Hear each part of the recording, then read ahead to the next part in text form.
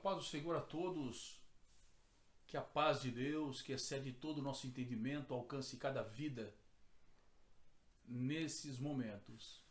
Irmãos, estamos aqui para meditarmos juntos na santa e poderosa palavra de Deus.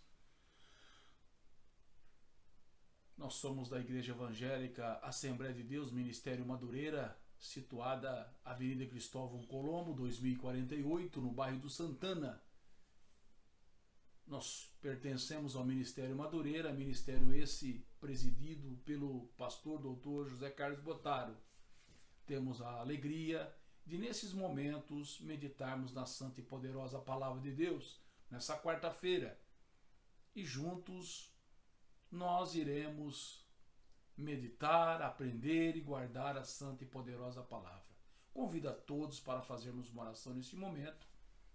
Pai Santo e Poderoso, estamos na Tua presença, te agradecendo, ó Deus, por estarmos na Tua casa de oração. Senhor, se conosco nesses momentos de meditação, nos abençoa, Pai amado, na Tua palavra. Nos abençoa, Senhor, de forma gloriosa, se conosco, abrindo nosso entendimento, a nossa mente. Senhor, realiza prodígios, milagres.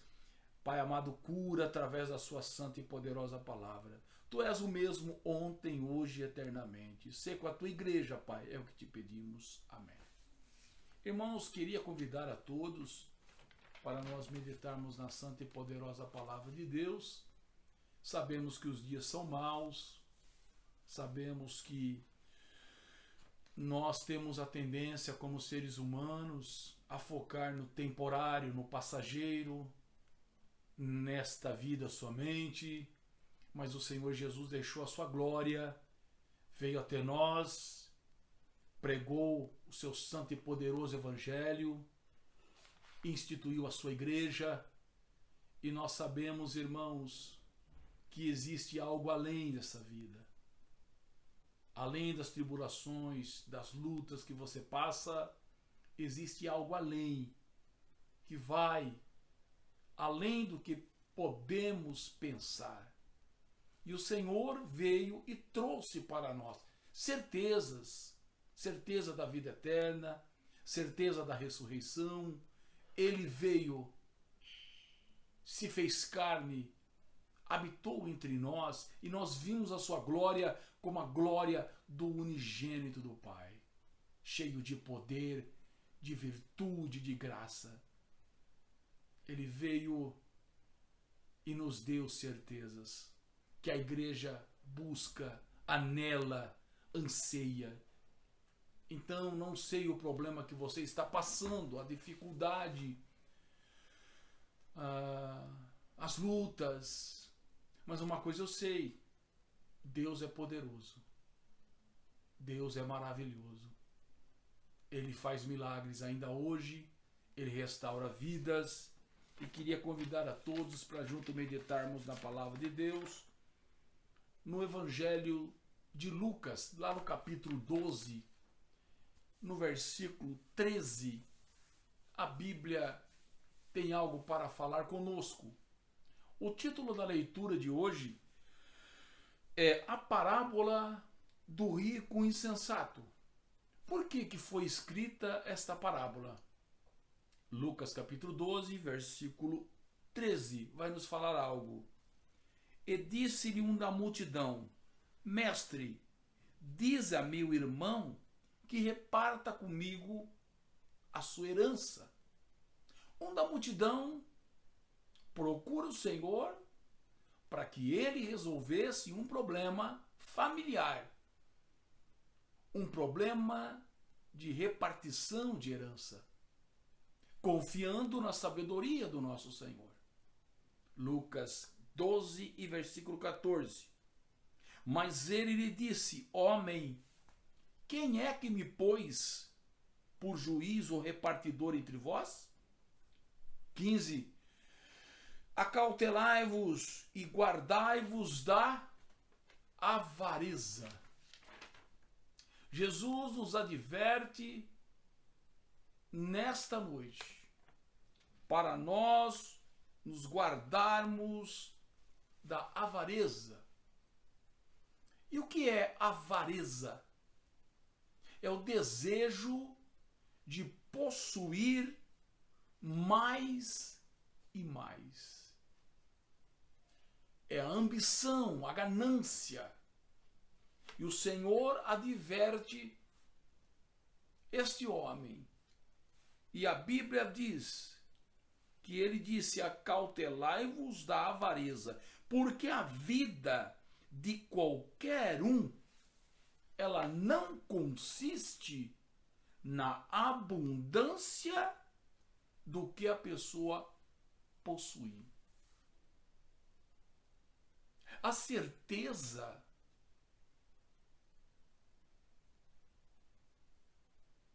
a fé, a confiança verdadeira não está no que a pessoa possui.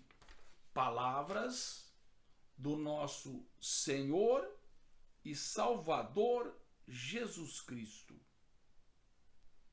Nós temos que entender que não é o que temos, mas é o que somos que tem valia para aquele que é o dono da vida. Então o Senhor coloca as coisas no seu devido lugar. Ele diz que o dinheiro, a posição, a fama, a vanglória tem tempo de duração. Passa de mão em mão. E o Senhor vai nos fazer nesta noite meditarmos e focarmos no que é essencial. Nos preocupamos em demasia com coisas que passam, com coisas que são perecíveis. O Senhor nesta noite me desperta e te desperta para olharmos para cima, para olharmos para o eterno, aquilo que o olho não viu, o ouvido não ouviu, são as coisas que Deus tem preparado para aqueles que nele crêem. Existem riquezas, belezas, alegrias, que não há como descrever. E o Senhor, vendo este homem perguntando e preocupado com a sua herança, o Senhor vai nos ensinar. Ele ensinou para este homem e falou para os discípulos, mas as lições são de grande valia em 2021. E ele diz aqui na palavra: porque a vida de qualquer um não consiste na abundância do que possui. No versículo 16, ele vai começar a parábola e propôs uma parábola dizendo a herdade. Note, no versículo 13, ele é indagado por alguém falando sobre herança. Agora, no versículo 16, ele vai dar um ensinamento, uma parábola. Ele vai pegar um fato conhecido do dia a dia daquelas pessoas e vai revelar realidades espirituais profundas. O Senhor quer que você se aprofunde na sua palavra. O Senhor quer que você tenha confiança no que é de grande valia para Ele.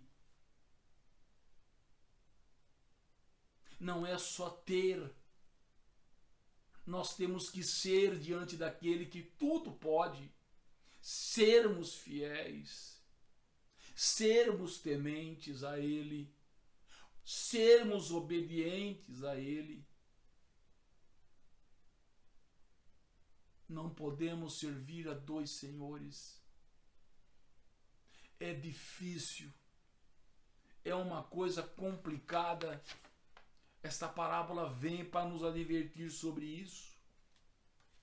Em Mateus, no Evangelho de Mateus, capítulo 6, Mateus capítulo 6, versículo 19, Jesus adverte nós.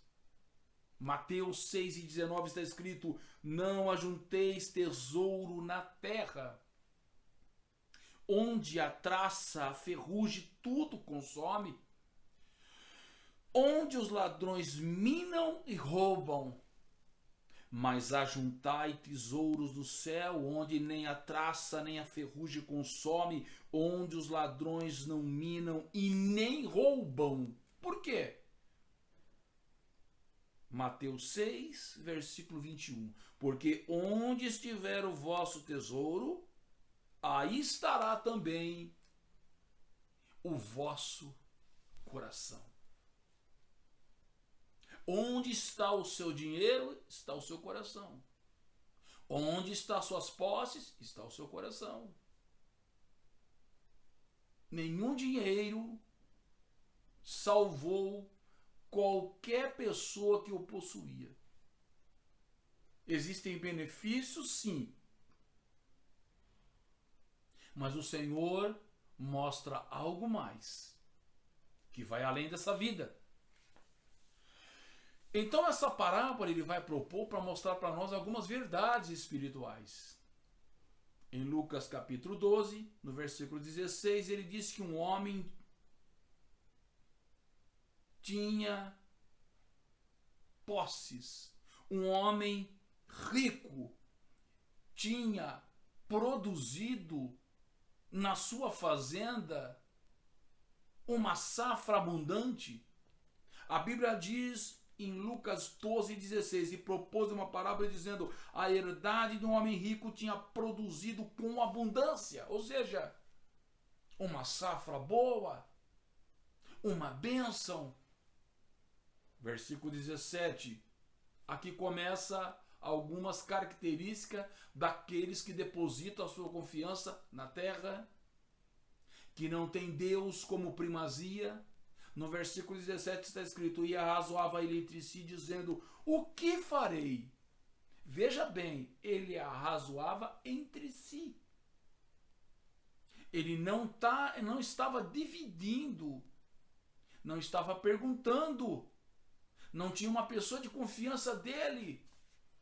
Ou seja, pelo que a Bíblia diz, ele era solitário. Toda pessoa que tem poder nesse mundo, na pirâmide do poder, ele fica no topo, mas às vezes sozinho, solitário. Não confia em ninguém. Tem medo de dividir os seus planos e tem medo da traça, do ladrão que vem e danifica as suas riquezas. Ele arrazoava entre si. Ele pensava com ele mesmo. Uma safra abundante, uma bênção que Deus deu para ele. E aqui ele está pensando entre si no versículo 17. Ele diz: não tenho onde recolher os meus frutos. Não tenho, porque deu além do que ele podia. O que você está fazendo com as bênçãos que Deus te deu?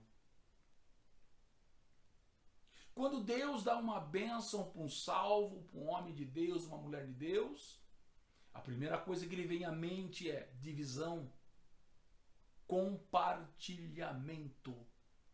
As pessoas gostam de compartilhar. Quem mais ajuda, irmãos, uns aos outros? Muitas vezes é aqueles que não têm. E quem fez isso? Deus. Deus. Isso é claro, irmão. Muitas vezes você pede para uma pessoa que não tem nem para ele, mas o coração dele é um coração contrito. O Senhor habita. E essa pessoa tem condições de dividir, de compartilhar um pedaço de pão. Se a sua lavoura produzir, ele tem alegria de compartilhar. Você tem dividido? Você tem compartilhado?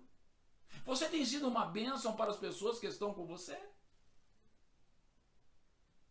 Ou a avareza, Ou a ganância tem tomado conta?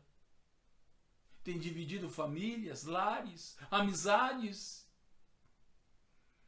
Oh, e o Senhor, quando esteve entre nós, ele vivia de uma forma humilde. Onde está o Senhor Jesus? Quais as posses que ele tinha? O dinheiro, ele deixou claro para nós ensinamentos gloriosos. Oh, aleluia! O Senhor quer dar mais, muito mais do que você pensa. E esse homem aqui está razoando entre si.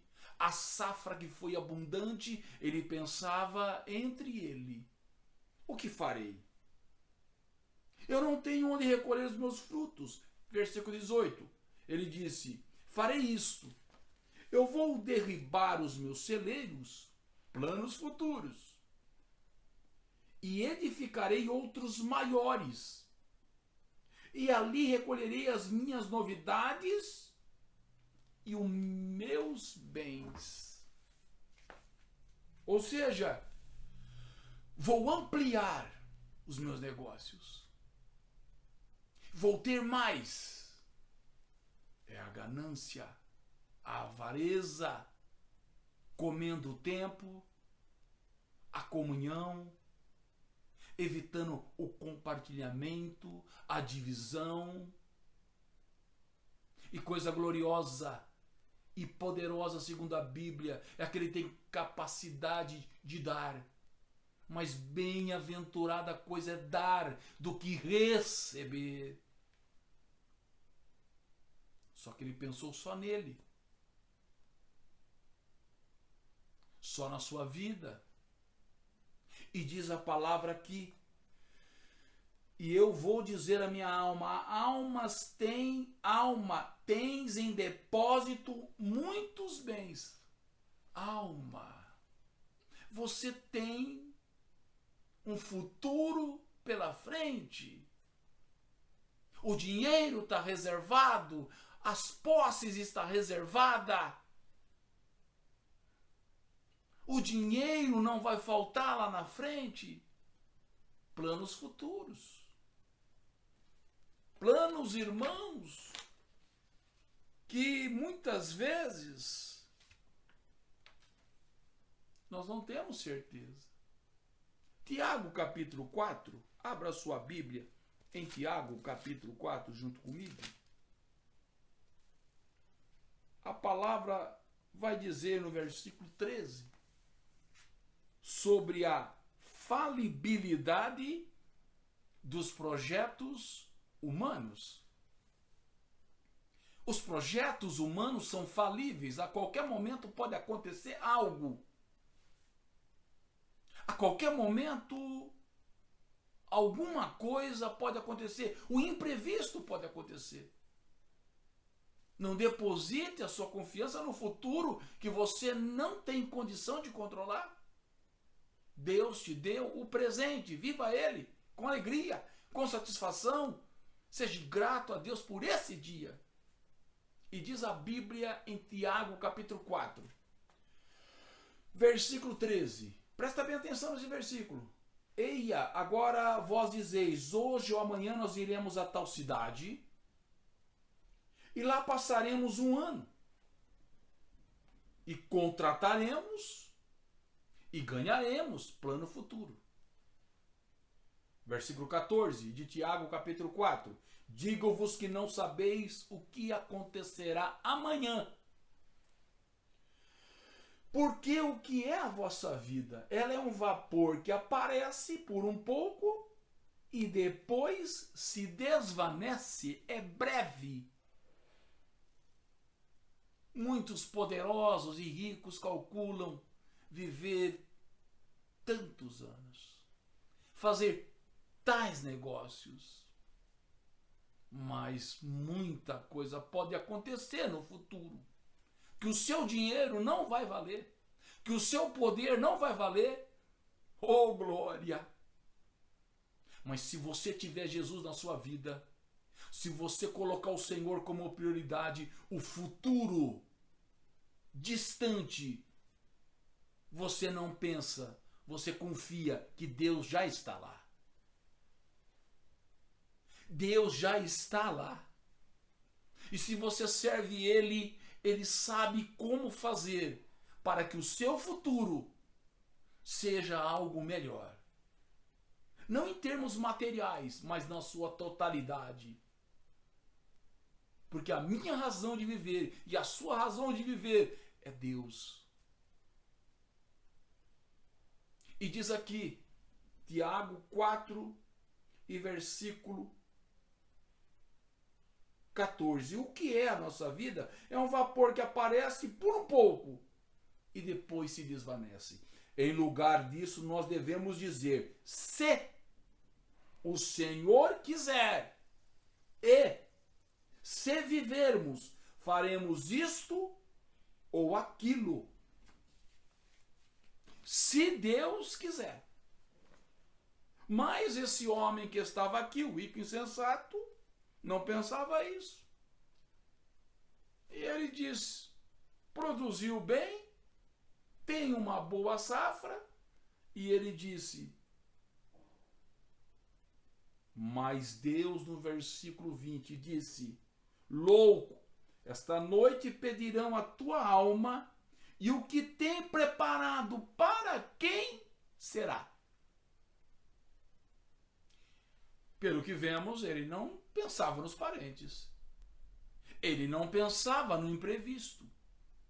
Mas a voz do Senhor, o poder de Jesus, a glória e a unção do Espírito Santo, estando na vida daquele que crê, irmão, é vitória, é bênção, são certezas, porque eu não sei o que será do meu amanhã, mas eu creio naquele que já está lá. Oh, aleluia! Ele é a razão do meu e do teu viver. E uma coisa, irmãos, nós sabemos aqui tudo passa, tudo é passageiro. João capítulo 17, versículo 3. João 17, 3. Está escrito: e a vida eterna é esta, que conheçam a ti só por único Deus verdadeiro, e a Jesus Cristo a quem enviaste. Esta é a maior porção do homem e da mulher que crê. Este é o maior milagre. E diz aqui, irmãos: louco, esta noite te pedirão a tua alma, e o que você tem, para quem será? Assim é aquele que para si ajunta tesouros, mas não é rico para com Deus. Vivamos hoje crendo em Deus. Vivamos este dia, o presente, confiando em Deus, sabendo que Ele tem o melhor para nós. Sabendo que Ele é poderoso para garantir o nosso futuro, a nossa eternidade. Esse rico, ele era uma pessoa sem noção, insensato, não tinha sensatez, e cada coisa que aconteceu com ele nos adverte hoje. O que é mais importante na minha vida não é falar, é o que você vive. Você vive em função do quê? Você tem tido mais tempo para quê? Analise isso nesta noite. Que Deus possa abençoar você ricamente. Que Deus possa despertar cada um de nós para pensarmos no que é eterno. Coisa gloriosa é confiarmos no nosso Deus que tem todo o poder. Vamos orar, agradecer ao Senhor, que Deus abençoe a todos que nos ouviram, que a bênção do Senhor esteja em cada vida. Pai Santo e Poderoso, nós te agradecemos por esta palavra. Abençoe, Pai amado, cada um de nós, que as nossas prioridades sejam, ó Pai amado, estabelecidas por Ti, Sê conosco, Senhor, nos guarda, nos livra, Pai amado, da avareza, nos livra, Pai amado, de pensarmos somente em nós, do egoísmo, Senhor, que possamos compartilhar, que possamos ajudar, que possamos dividir. Sê com a tua igreja, Pai, sê com o teu povo, é o que te pedimos, que o amor de Deus, Pai, a graça do nosso Senhor Jesus Cristo, a comunhão e a consolação do Espírito Santo, esteja e permaneça com todos nós. Digamos juntos, amém.